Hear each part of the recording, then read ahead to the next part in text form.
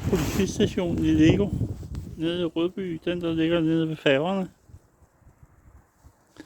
Så har vi kiosken, den har jeg lavet i Lego. Det er Rødbys kiosk.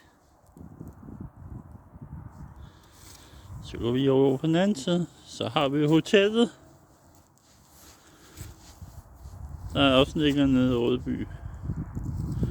Så har vi pizzeria, som der også ligger nede i Rødby. Der ligger nemlig 3 pizzerier. Jeg har ikke lavet alle 3, jeg har kun lavet den ene.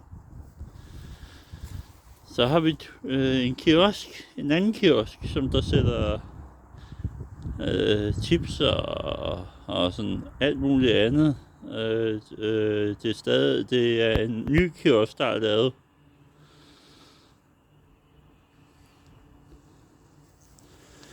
Alle de her huse, de er så... nogle af de her huse, de er jo lavet af Lego. Og nogle af de her huse, de er jo lavet af træ. Og så skal der være en kæmpe togbane her. Havde jeg faktisk tænkt mig. Og så det hele Rødby Havn. Selvfølgelig kommer der nogle flere huse. Måske Lego. Og så vil vi måske også have nogle Lego. Lego folk.